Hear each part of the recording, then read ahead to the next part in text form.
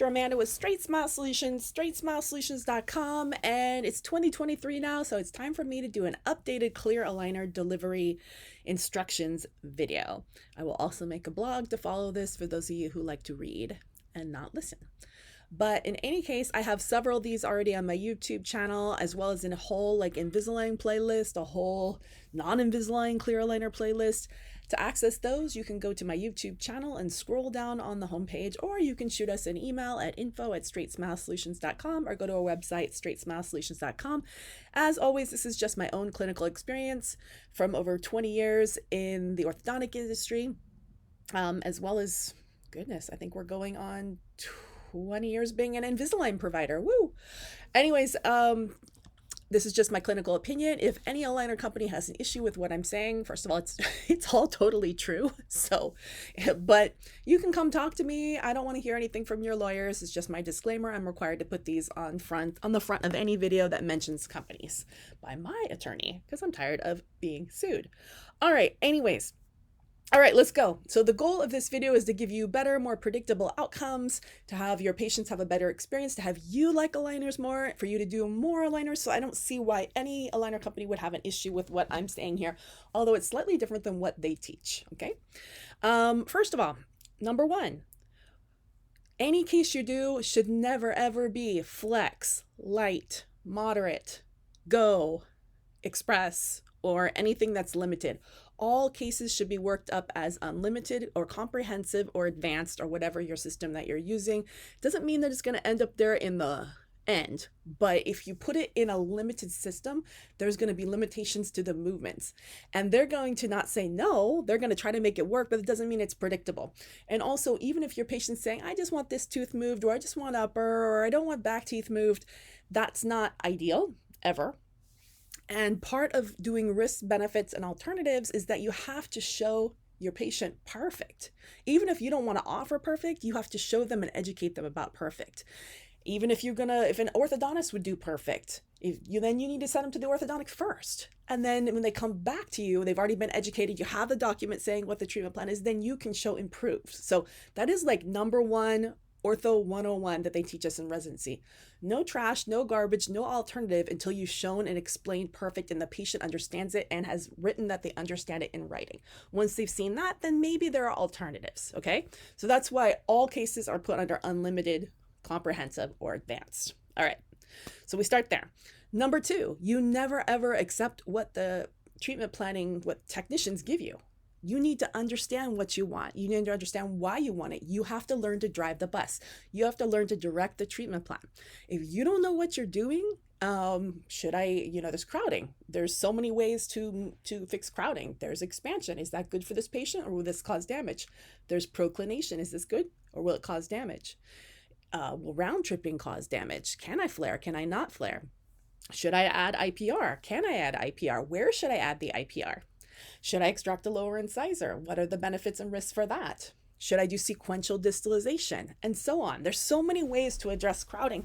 You have to realize what's right for this patient.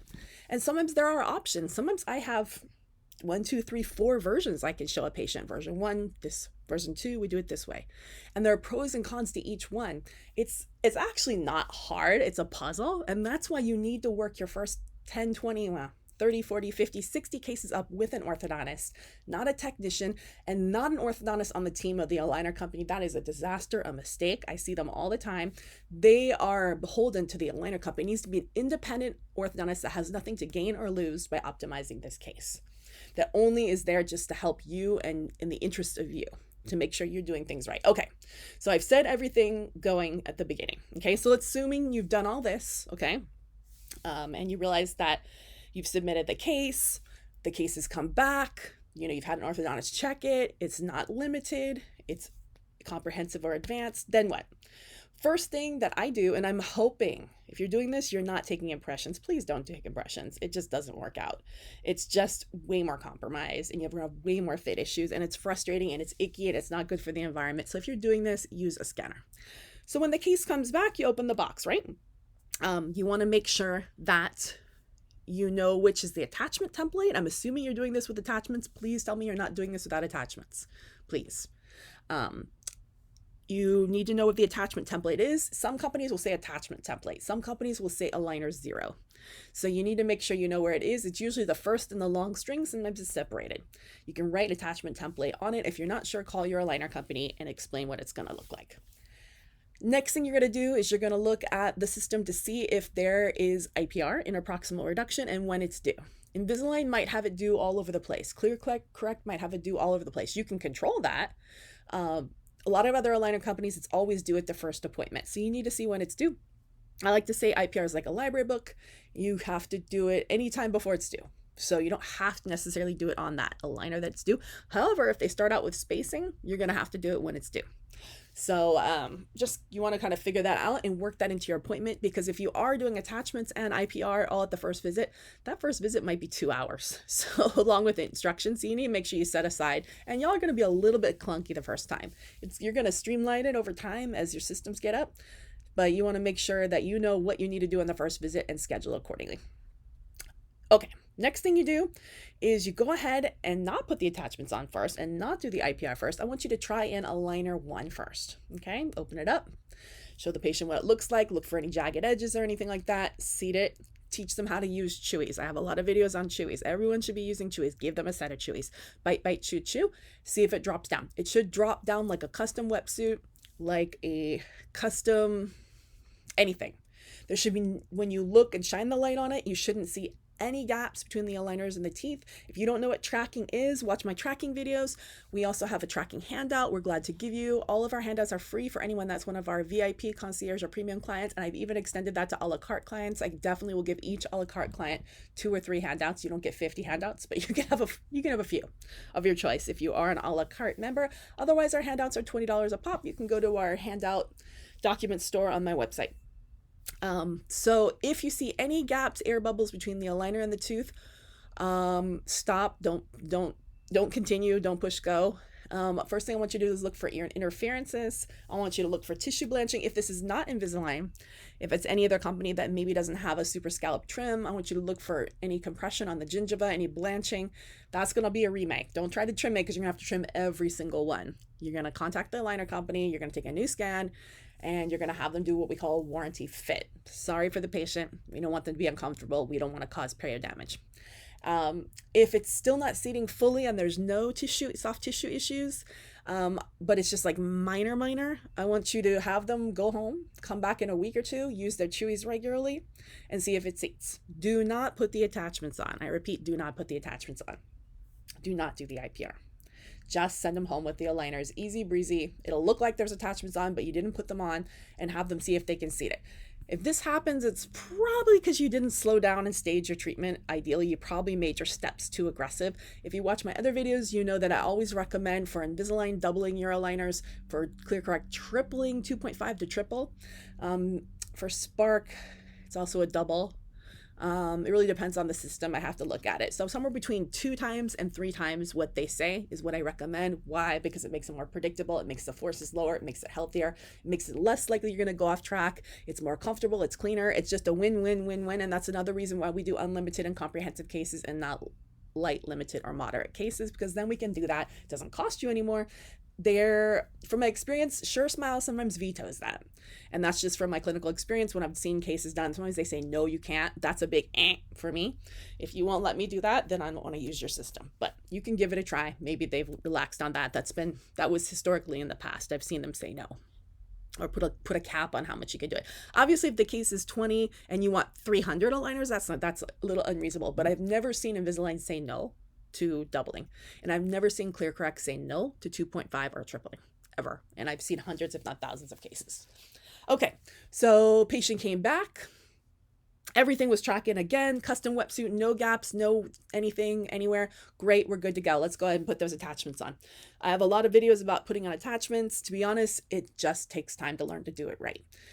Can't rush it. You have to pack it in a dark room. You got to pack it ideally, maybe dot a little primer on the back of it, and then go ahead and do it.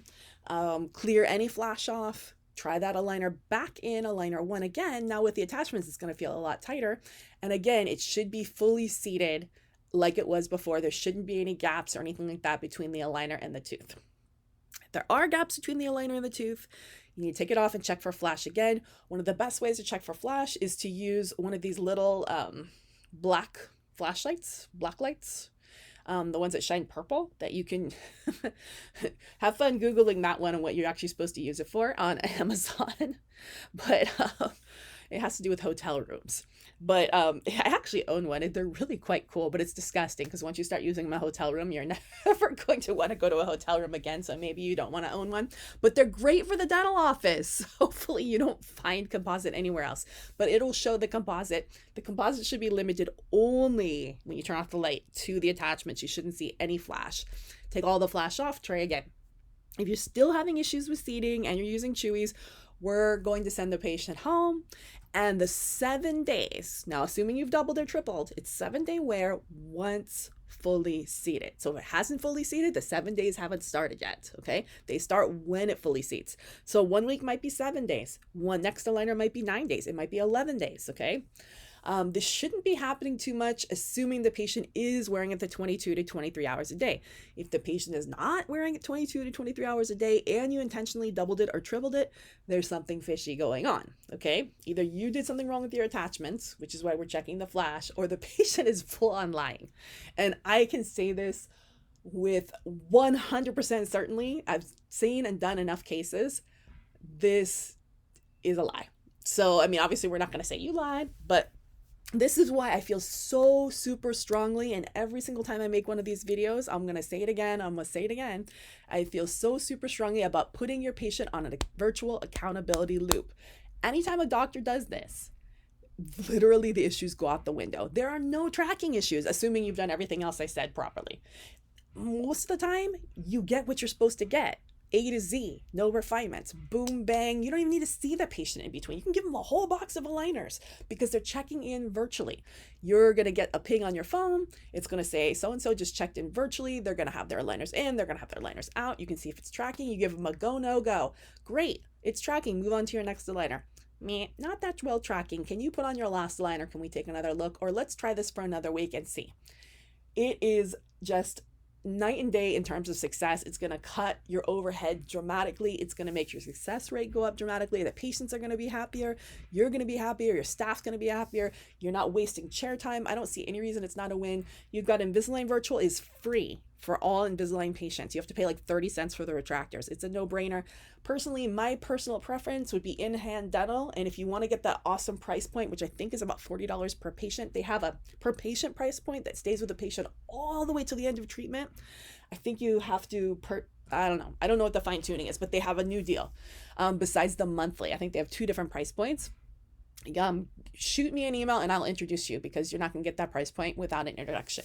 info@straightsmilesolutions.com. Take the demo, check it out. It's really great. I think it's the most affordable in terms of quality. I'm okay with Invisalign Virtual, and we do use it in our office. But I don't love the idea of being beholden to an aligner company that sometimes will freeze your account when you don't pay your bills. So I've had a few issues with them on that, with, not only our account, but also, sometimes it happens when you have multiple offices and one of the offices didn't pay their bills on time, and then they freeze your account. Weird things happen. I don't want my patients to be hijacked. And that's just a small issue I have with Align technology. I think I don't love their billing systems, and they know I don't love them. How they do it, I personally think it's better if they charge you on the front end for the case. I want to be charged on the front end. When I submit the case, charge me that $19, $100 then. Don't bill me down the road 60, 90 days, because guess what? It compounds, then there might be interest. I don't know how that works. And then you freeze my account. If you just charge me as we go, there's no issue, and charge and require that office to do it. Especially when you have multiple offices, it's way cleaner, because if you have multiple locations and they all have different billing systems and one person doesn't pay it, this happened to me personally, maybe 15 years ago. I was working for a couple different DSOs and some private practice, and everything was under my account. And when one of them didn't pay, because they were pokey and slow, all my patients got hijacked. I couldn't access, I couldn't get in, I couldn't do even refinements. I was furious. And they had this stupid yellow banner that hung over my account, which never went away, and it made me really mad. So anyways, I know you guys know about that yellow banner. I think it's rude, but sorry, Invisalign, that's just my opinion. Everyone can improve. So You guys get the idea. Use an accountability loop. Dental monitoring is a great system too. It's very expensive, but it's fantastic. You're going to pay about 10 times the price, I think, as you would for in-hand, I've heard. But that's just what I've heard. I haven't checked into their prices. But yeah, I mean, that's pretty much it. And then rinse and repeat. Next aligner, same thing. Try it in. If it's not fully seating, use your chewies 1, 2, 3 days. If you can't fully get it seated, make sure you're saving all your old aligners. You need to save all the old aligners in between appointments. Why? First of all, if you're having an issue with one fitting, you can always go back and find the better fit and try it and wear it again for another week. You don't want to move forward ever.